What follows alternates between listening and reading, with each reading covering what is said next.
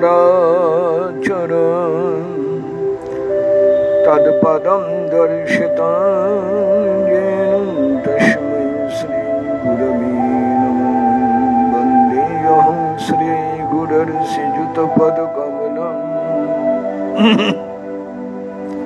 শ্রী গুরুন বৈষ্ণবাংশ্চ শ্রীরূপং সাগরজাতং সহগণ রঘুনাথান্বিतं সজীবন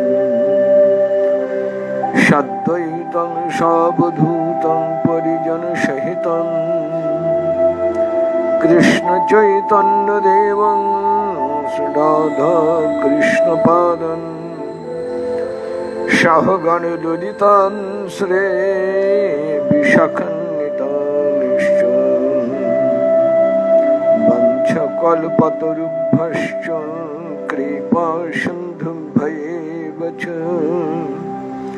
পতিতানাং পাবনেভ্যো বৈষ্ণবেভ্যো নমো নমঃ আজানুলম্বিত ভুজৌ কনকবদাতৌ সংকীর্তনৈকপিতরৌ কমলায়ুতাংশৌ বিশ্বম্ভরৌ দ্বিজবরৌ যুগধর্মপালৌ বন্দে জগৎ প্রিয়করৌ করুণাবতারৌ নমো ব্রহ্মণ্যদেবায় গোব্রহ্মণহিতায় চ জগদ্ধিতায় কৃষ্ণায় গোবিন্দায় নমো নমঃ নিগমো কল্পতরুর্গলিতং ফলং শুকং খাদমৃতদ্রব সংযুতং পিবত ভাগবতং রসমালয়ং মুহুরহুরসিকা ভাবুকা নাম সংকীর্তনং যস্য সর্বপাপ প্রণাশনং প্রণাম দুঃখ শমনস্तं নমামি হরিং পরম নিতাই গৌর হরি বল নিতাই গৌর হরি বল নিতাই গৌর হরি হরি বল। अथ श्री श्रीमद्भागवते दशमी सप्तचत्वारिंशतितमोऽध्याये श्री गोपिका वाक्यम् जदनुचरित लीला कर्ण पीयूष विप्रून सक्रे ददन विदुत द्वन्द्व धर्मा विनष्टः सपदि गृह कुटुम्बं दीनमुत्सृज्य दीना बहव एव विहंगा भिक्षुचर्यां चरन्ति। प्रणाम श्री गुरु चरणारविंदे, प्रणाम सकल वैष्णव चरणे, प्रणाम प्रभु निताय गौर हरि श्री राधा राधा वल्लभ चरणे। गोपाल जी, नारायण, मंदिरे सकल देवता, श्रीमद् भागवत, बृंदा देवी, सकल के प्रणाम। ब्रह्मर गीतेर मध्य सुनছেন राधा रानी কৃষ্ণ কথাকে নিন্দা করার ছলে কৃষ্ণ কথার প্রশংসাই করে চলেছেন। কি বললেন? কানে যদি একবার কৃষ্ণ লীলা কথা যায়, সেই লীলা কথা গেলে কানে শুনতে অমৃতের মতন, কিন্তু ভিতরে গিয়ে তার সমস্ত আসক্তিগুলিকে দূর করে দেয়। তার কোন সংসারের দিকে টানি আর থাকে না। যে কৃষ্ণ কথা শুনেছে মন প্রাণ দিয়ে, তার সংসারে সব আকর্ষণ তার কাছে তুচ্ছ হয়ে গেছে। কৃষ্ণ কথা কি করে? একটুখানি কৃষ্ণ কথা, বিপ্রট একটুখানি কৃষ্ণ কথা যদি ভিতরে যায়, তার কত মহিমা দেখুন। সেই কৃষ্ণ কথা তাকে সমস্ত বাসনাগুলো মন থেকে সরিয়ে দিয়ে তাকে ভগবানের কাছে নিয়ে যায়। কৃষ্ণ কথা তাকে ভগবানের কাছে নিয়ে যায়।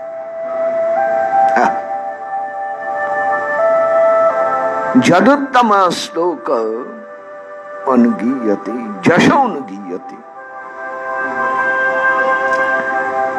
তদেব রম্ভ রুচিরঙ্গ নবঙ্গ নবম তদেব শশন মনসো মহোৎসবম তদেব শোকার্ণব শোষণ নৃণম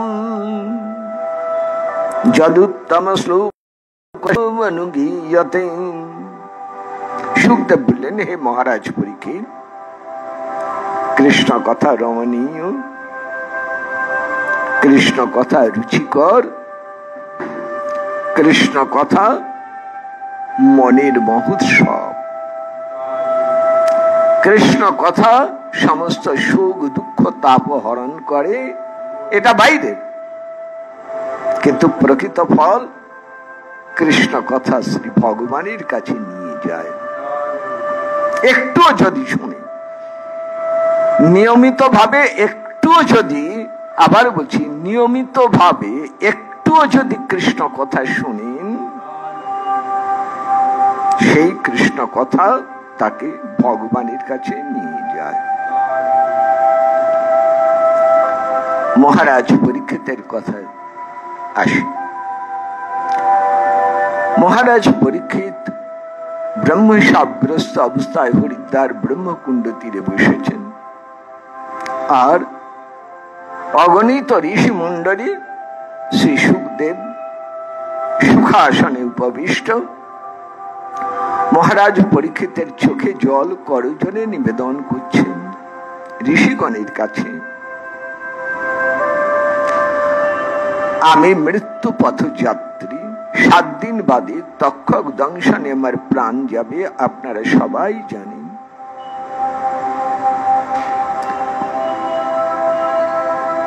আমার এখন পারের উপায় কি? আমি কি করে শ্রী গোবিন্দকে পাব?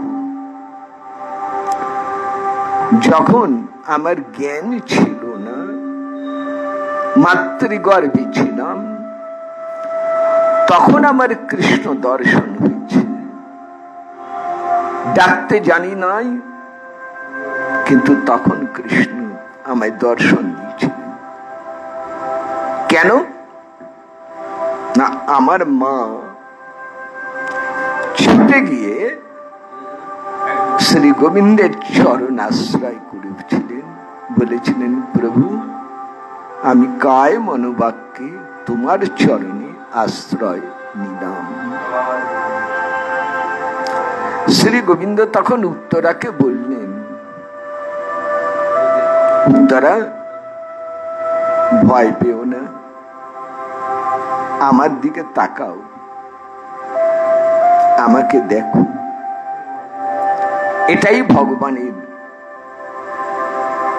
নির্দেশ। এ শুধু অর্জুনকে বলা নয়, এ শুধু উত্তরাকে বলা নয়, সমগ্র মানব জাতিকেই বলছেন, আমার দিকে দেখো, আমাকে দেখো। কি হবে দেখলে? সূর্যের দিকে আপনি মুখ করে দাঁড়ালে অন্ধকার থাকবে আপনার পিছনে, ছায়া থাকবে আপনার পিছনে। আর আপনি যদি ছায়ার দিকে মুখ করে দাঁড়ান, সূর্য থাকবে আপনার পিছনে। কৃষ্ণ সূর্য সম, তার দিকে যদি আপনি মুখ করে দাঁড়ান, তাহলে মায়া অন্ধকার আপনার পিছনে থাকবে।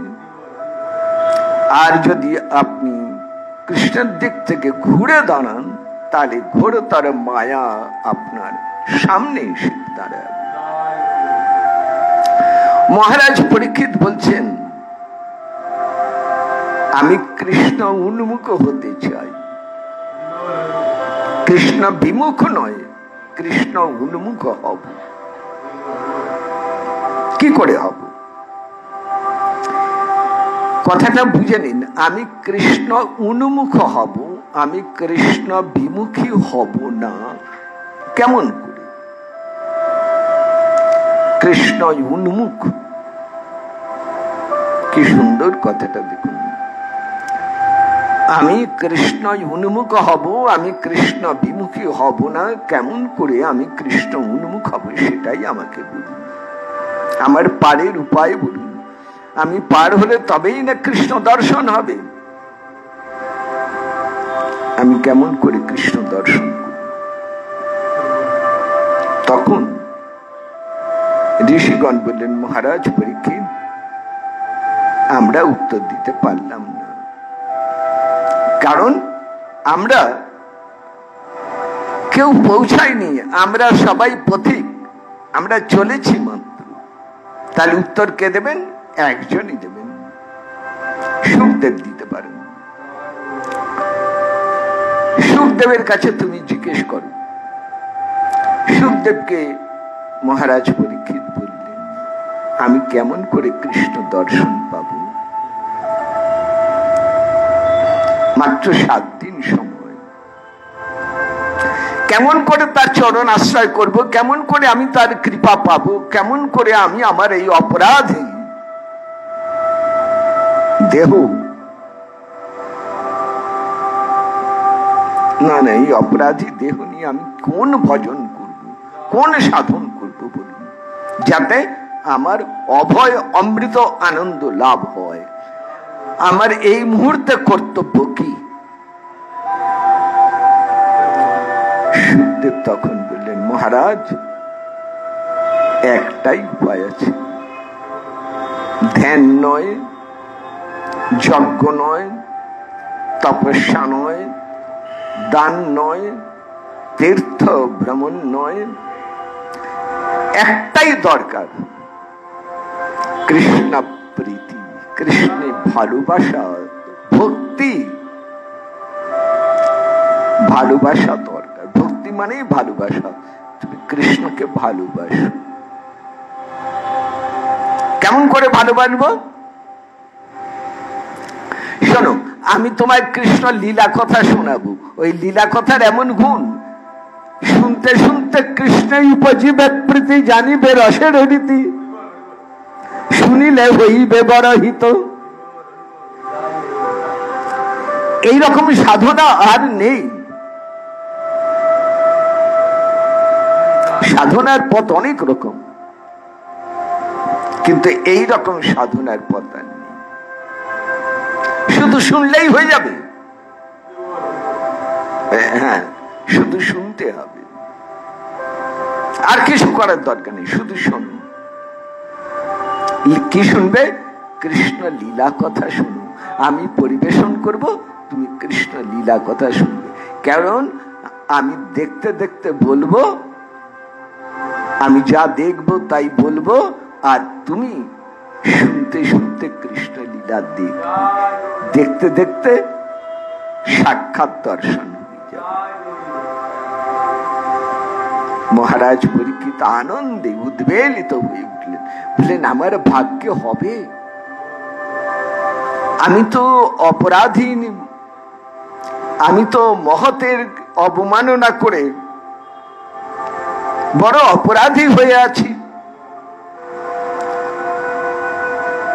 আমি কি কৃষ্ণ কৃপা পাবো?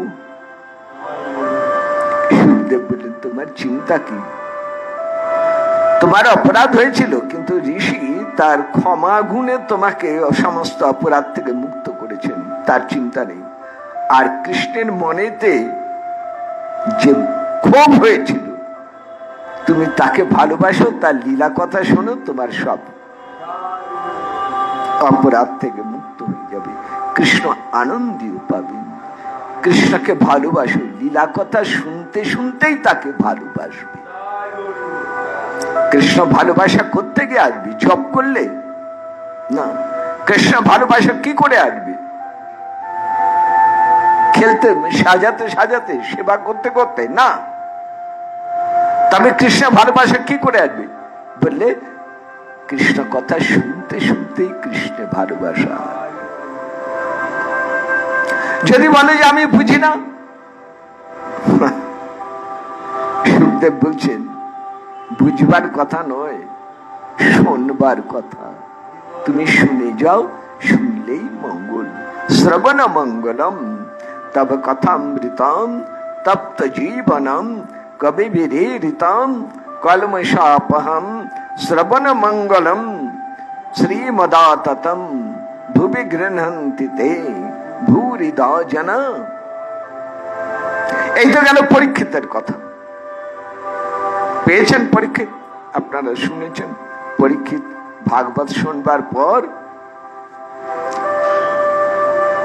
7 দিন ভাগবত হয়ে গেল। সুখদেব উঠে পড়লেন। পরীক্ষিত তখন চোখ বুজে আছেন, হাত জোর করে চোখের জলে বুক ভেসে যাচ্ছে কৃষ্ণ লীলার আনন্দে, শ্রবণ আনন্দে। কৃষ্ণ লীলা কথা শ্রবণ আনন্দে ডুবে আছেন পরীক্ষিত। সুখদেব উঠলেন, পরীক্ষিতের মাথায় হাত রাখলেন, হাত রেখে বললেন, তোমার অভয় অমৃত আনন্দ লাভ হয়েছে, ভয় দূরে গেছে। ভয় দূরে যে, অভয় এলেই ভয় দূরে যায়, অমৃত পান করলেই মৃত্যু দূরে যায়, দুঃখ দূরে গেলেই আনন্দের উদয় হয়। কেমন বুঝছো বলো? মহারাজ পরীক্ষিত সুখদেবের স্পর্শে ধীরে ধীরে চেতনা ফিরে পেলেন। সুখদেবের চরণে লুটিয়ে পড়লেন তিনি। তারপর উঠে বললেন করজোরে, গুরুদেব, আমি প্রশ্ন করেছিলাম, আমি জিজ্ঞেস করেছিলাম আমি কেমন করে যাব। এখন কেমন দেখছি প্রভু, আমাকে যেতে হবে না, শ্রী গোবিন্দই আমার কাছে এসেছে। তিনি নিজেই আমার কাছে এসে দাঁড়িয়েছেন। আমি কৃষ্ণ দর্শন পেয়েছি, কৃষ্ণ দর্শন করছি। কোথায়? এই ব্রহ্মকুণ্ডের তীরে প্রতিটি গাছের পাতায় পাতায় কৃষ্ণ। যত মানুষ প্রত্যেকের মধ্যে কৃষ্ণ। গঙ্গা জলের প্রতিটি ফোঁটায় ফোঁটায় কৃষ্ণ। জগৎ আমার কাছে কৃষ্ণময় হয়ে আছে। এখন তক্ষক এসে আমায় দংশন করুক বা নাই করুক, আমি সেসব নিয়ে আর ভাবছি না। আমি শুধু একটাই ভাবছি, ওই কৃষ্ণ চরণে নিজেকে সমর্পণ করে দিলাম। যে কৃষ্ণ আমার অন্তরে, যে কৃষ্ণ আমার বাইরে, আমি সেই কৃষ্ণ চরণে মনকে সমর্পণ করে দিয়ে রইলাম। আমি অভয় অমৃত আনন্দ অনুভব করছি। দেখলেন কৃষ্ণ কথা শ্রবণের ফল। শ্রীমদ্ ভাগবত সপ্তাহ শ্রবণের কেমন ফল দেখুন। আসুন ভাগবত থেকে আরেকটা জায়গায় যাই। 5 বছরের ছোট্ট ছেলে ভক্ত ধ্রুব, সেই ধ্রুব মহারাজ, বালক ধ্রুব, বনের মধ্যে মায়ের শেখানো মন্ত্র, হে পদ্ম পলাশ লোচন শ্রীহরি দেখা দাও, ডাকছে, কাঁদছে। তার আর্তনাদে ভগবানের আসন টলে গেছে। বৈকুণ্ঠ বিহারী নারায়ণ দেবর্ষি নারদকে বলছেন, নারদ, ও তো ডাকছে, কিন্তু আমি যাব কি করে?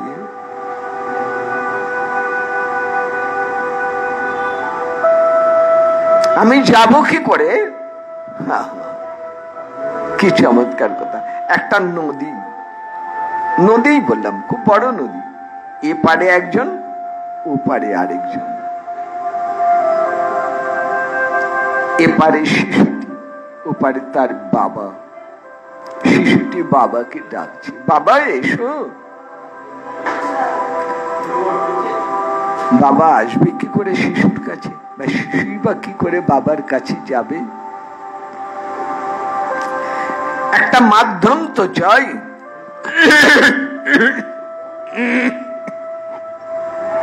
সেই মাধ্যম কোথায়?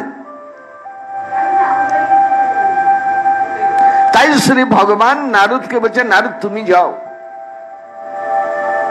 নারদ ঠাকুর এলেন, ধ্রুবকে বলছেন, ধ্রুব নারায়ণ নারায়ণ নারায়ণ বলতে বলতে এলেন দেবর্ষি নারদ ধ্রুবের কাছে। ধ্রুব তখন এক পায়ে দাঁড়িয়ে আছেন, হাত জোড় করে। আহার নেই, নিঃশ্বাস বন্ধ হয়ে আসে। নারদ ঠাকুর আশীর্বাদ দিয়ে ধ্রুবকে সুস্থ করলেন, বসলেন। নারদ ঠাকুর বলেন, দেখো ধ্রুব, কি জন্য তপস্যা করছো? আমি একেবারে গল্পের মতন করে বলছি, কি জন্য তপস্যা করছো? ধ্রুব বললে, শ্রীহরিকে দর্শন করার জন্য। শোনো, শ্রীহরি বলে কেউ নেই, ওটা একটা কথার কথা, কেউ নেই। সঙ্গে সঙ্গে ধ্রুব বলছেন, কেউ যদি না থাকে আপনার মুখে হরির নাম কেন? নারায়ণ নারায়ণ বলছেন কি? যা নেই সে বস্তুর নামও নেই, তবে কেন আপনার মুখে নাম? নাম যখন আছে তাহলে বস্তু আছে। নারদ ঠাকুর মনে মনে বলছে, বাবা, ক্ষত্রিয় বালকের কি তেজ, কি বিশ্বাস! আরো পরীক্ষা। আগুন জ্বলল, বৃষ্টি নামলো, সাপ বাঘ এসে সামনে দাঁড়ালো, ভূত প্রেত সামনে এলো, সবশেষে মা সুনীতি এলেন। এসে বলে, ধ্রুব, আমি বলেছিলাম বনে যাও, এখন আবার আমি তোকে আবার ফিরিয়ে নিতে এসেছি, তুই ফিরে আয় আমার কাছে। ধ্রুব বললেন, না মা, তুমি আমাকে শ্রীহরির কাছে পাঠিয়েছ, তুমি বলেছ শ্রীহরি দর্শন না করে ফিরে আসবি না। মা গো, আমার তো এখনো শ্রীহরি দর্শন হয়নি, তবে আমি কেমন করে তোমার কাছে ফিরে যাই? যেই হরি নাম উচ্চারিত হয়েছে, মায়া সুনীতি মিলিয়ে গেলেন। নারদ ঠাকুর বললেন, ধন্য ধ্রুব, সিংহাসন চাও না, রাজত্ব চাও না, বৈভব চাও না, শুধু শ্রীহরিকে চাও? আচ্ছা, আমি নিয়ে আসছি। খুব সংক্ষেপে এখন বুঝি, ভগবান শ্রী নারায়ণ এসেছেন, ধ্রুবকে দর্শন দিয়েছেন। তারপর ধ্রুবকে বলছেন, ধ্রুব বর নাও। কি বর চেয়েছিলেন ধ্রুব? শ্রীমদ ভাগবতে বলছেন, ধ্রুব কি বর চেয়েছিলেন শোনো। হে মহারাজ পরীক্ষিত, সুখদেব বলছেন, ধ্রুব ভগবানের কাছে কি চেয়েছিলেন? ভক্তি মুহ প্রবাহতাম তয়ি মে প্রসঙ্গ। আবার শুনুন, ভক্তি মে প্রবাহতাং তয়ি মে প্রসন্ন ভূয়াদনন্ত মহতামলাশয়ানাম জেনাঞ্জস বল্লন মুক্ত বসনং ভবাবধিম নিশ্চয় ভবদ গুণ কথামৃত পানমত্তঃ। শ্রীমদ ভাগবতের চতুর্থ স্কন্ধে নবম অধ্যায়তে এই শ্লোকটি রয়েছে, দেখবেন। যারা শুনছেন ভাগবত নিয়ে, তাদের সবাই ভাগবত অনুশীলন করেন, তাদের সবাইকে বলছি, চতুর্থ স্কন্ধের নবম অধ্যায়তে এই শ্লোকটি পাবেন, এই মন্ত্রটি পাবেন। খুব গুরুত্বপূর্ণ মন্ত্র, খুব রসপূর্ণ এই মন্ত্র। আসুন কি বলছেন মন্ত্রটি আরেকবার দেখা যাক। ধ্রুব ভগবানের কাছে বলছেন, ভক্তির মুহ প্রবহতাম তয়ি মে প্রসঙ্গ। প্রভু, তোমার লীলা কথা নদীর মতো প্রবহতা, নদীর স্রোতে যেমন প্রবহমান, তোমার লীলা কথাও তেমনি করে প্রবহমান। কোথায় বইবে এই নদীটি?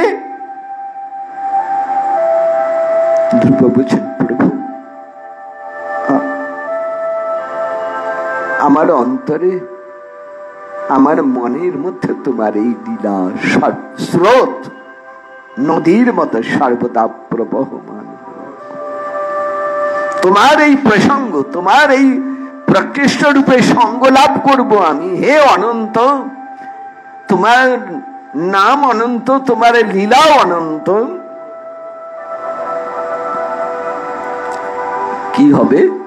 ধ্রুবদৈন্য পরে বলছে, প্রভু আমি ক্ষত্রিয় সন্তান, পিতার সিংহাসনে লালসায়, পিতার সিংহাসনে বসবো, পিতার কোলে বসবো, এই লোভ নিয়ে, এই প্রাকৃত কামনা নিয়ে আমি তোমাকে ডেকেছিলাম। মনের ভেতরে আমার ময়লা রয়েছে,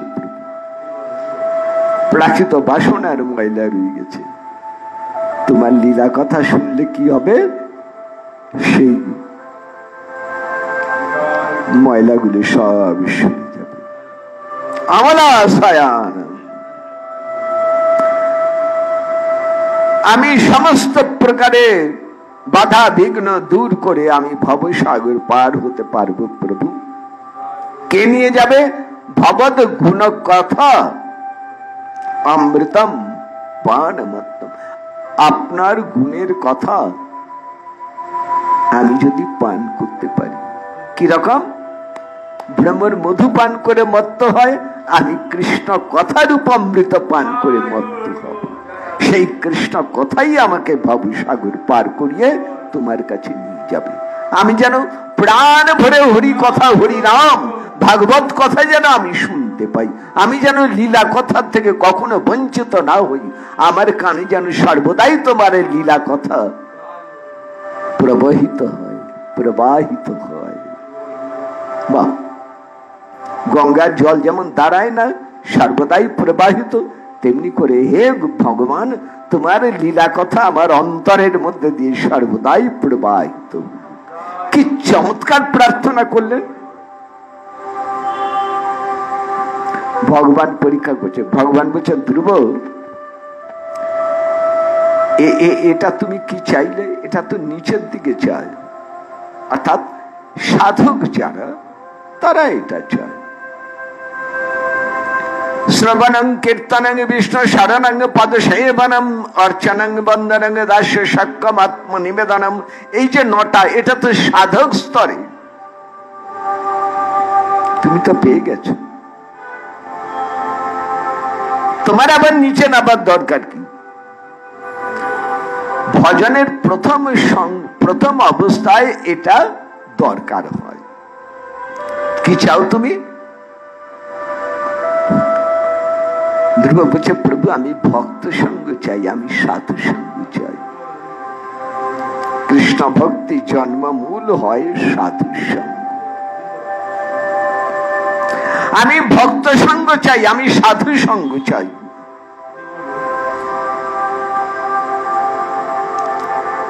ভগবান বলছেন ওটা তো প্রথমে আরম্ভ হইতে হয় সাধু সঙ্গ দিয়ে, ওটা প্রথম দিকের।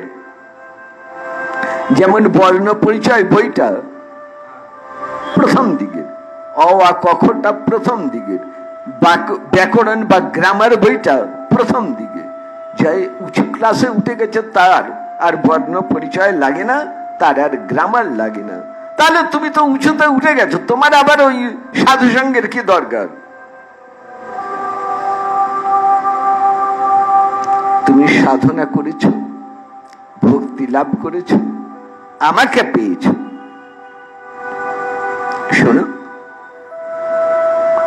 এখন আমি তোমাকে যেটা দিতে পারি, শোনো, হয় আমার সেবা নাও, আর তা যদি না হয় তাহলে ধর্ম অর্থ কাম মুখ্য নাও।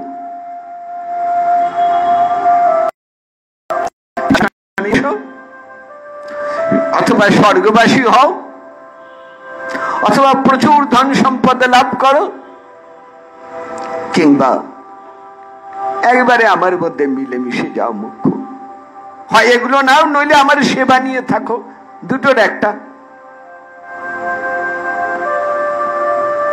হয় আমাকে চাও, না ধর্ম অর্থ কাম মুখ্য চাও। যেগুলোকে লোকে পুরুষার্থ বলে সেইগুলো চাও। তুমি সাধন চাইছো কেন? এই যে কৃষ্ণ আমার লীলা কথা শুনবে, এটা তো সাধন। তুমি সাধন চাইলে কেন? তুমি তো পার হয়ে গেছো, তবে তোমার আর সাধনের দরকারটা কি? এইবার ধ্রুব কি চমৎকার বলছেন, বলছে প্রভু আমরা তোমার লীলা কথা যারা শুনি তারা ধর্ম অর্থ কামমুখ্য চায় না, বরং ধর্ম অর্থ কামমুখ্য তাদের পায়ে পায়ে ঘুরে বেড়ায়। যারা গোবিন্দের লীলা কথা আশ্রয় করে বসে আছেন তাদের পায়ে পায়ে ধর্ম অর্থ কামমুখ্য ঘুরে বেড়াচ্ছে, যদি সেবায় লাগে। তারা ধর্ম অর্থ কামমুখ্যের পিছনে ছোটে না, তাদের চরণে ছুটে বেড়াচ্ছেন ধর্ম অর্থ কামমুখ্য। যদি ভক্তের সেবা করে তারা ধন্য হয়। তাহলে আমার সেবা নাও। ধ্রুব বলছে প্রভু তোমাকে নিয়ে আমি কি করব? সেবা করব, আস্বাদন করব কি করে, কেমন? আচ্ছা প্রভু আমি তো ছেলে মানুষ, ছোট ছেলে, একটা ছোট্ট শিশু, তাকে যদি এক টুকরো আখ দেন, সে আখ হয়তো জিভে ঠেকাতে পারবে, কিন্তু আখের রস চিবিয়ে খেতে পারবে? যার ছোট্ট শিশু দাঁতই ওঠে নাই। ধ্রুব কোথায় নিজেকে নামিয়ে দিয়েছেন দেখুন, কার সঙ্গে তুলনা করছেন? সেই ছোট্ট শিশু, তাকে যদি এক টুকরো আগ দেয়া যায় সে জিভে ঠেকাতে পারবে, কিন্তু আস্বাদন করতে পারবে না। প্রভু তোমাকে নিয়ে আমি কি করব? আমি কেমন করে আস্বাদন করব? আমি তো ছোট্ট শিশু, আমার তো সেই আস্বাদন করার ক্ষমতা নেই। যার দাঁত নেই তাকে একটা আখের টুকরো দিলে সে চিবোতেই পারবে না, কি করবে? ও জিভে ঠেকিয়ে হয়তো একটু চাটতে পারে, কিন্তু তাতে কি আর আস্বাদন হবে?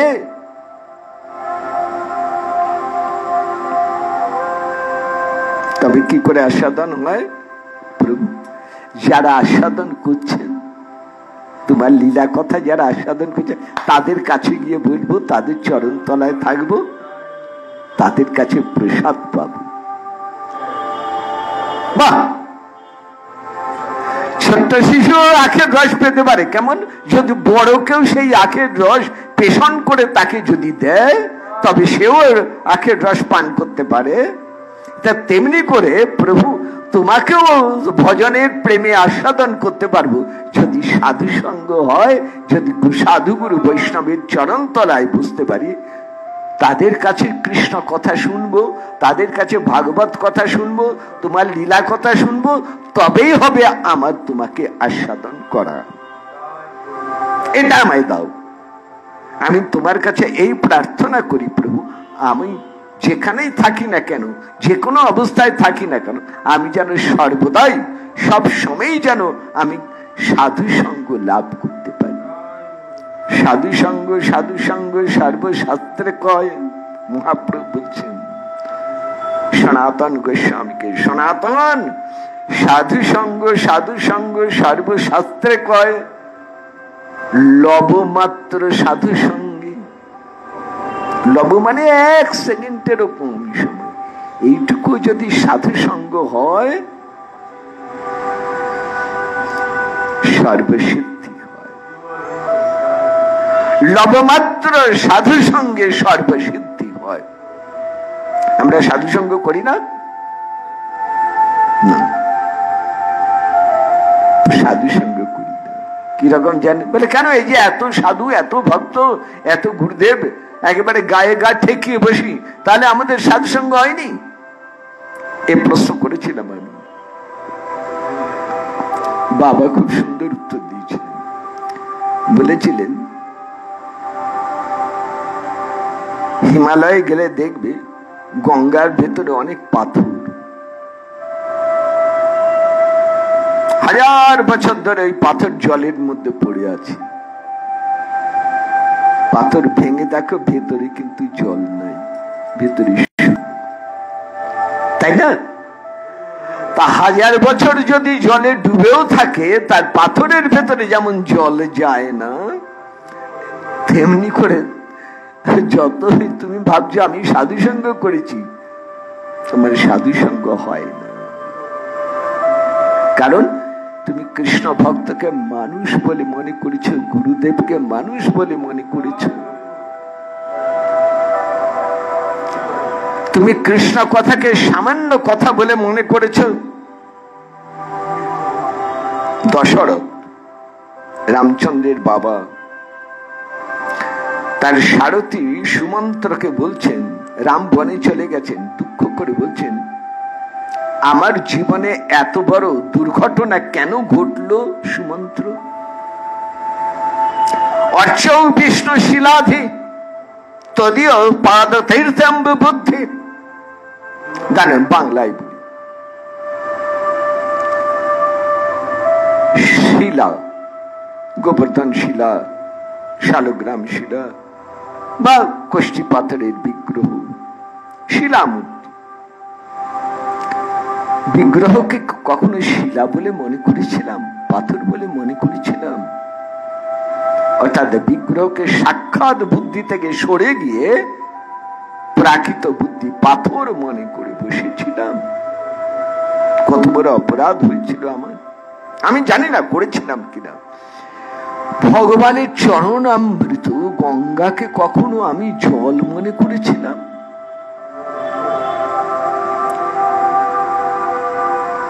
আচ্ছা, হরি নামকে কখনো আমি অক্ষর বুদ্ধি করেছিলাম? কিংবা হরি ভক্তগণকে কখনো, গুরুদেবকে কখনো মানুষ বলে মনে করেছিলাম? বলো তো সুমন্ত্র, তুমি তো আমার সারা জীবন সাথে রয়েছ, বলো তো কখনো আমার এইরকম ভুল দেখেছ? নিশ্চয় করেছিলাম, আর সেই অন্যায়ের কারণে আজ আমার এই পুত্র শোক হলো, রাম হারা হলাম আমি। দেখবেন বাল্মীকি রামায়ণের ভেতরে পরিষ্কার করে কথাটা রয়েছে, তাহলে বুঝে নেবেন কৃষ্ণ ভক্তকে, গুরুদেবকে কখনো মানুষ বলে মনে করবেন না। তার সঙ্গ করবেন কিভাবে?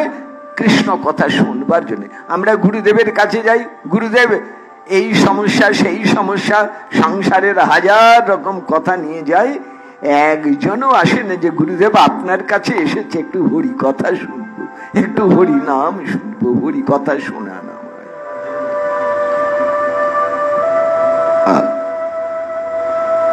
এই আক্ষেপ করেছিলেন হরিবল হরিবল শ্রী রামকৃষ্ণদেব, এই আক্ষেপ করেছিলেন প্রভু জগৎবন্ধু সুন্দর, এই আক্ষেপ করেছিলেন শ্রী রামদাস বাবাজি মহারাজ।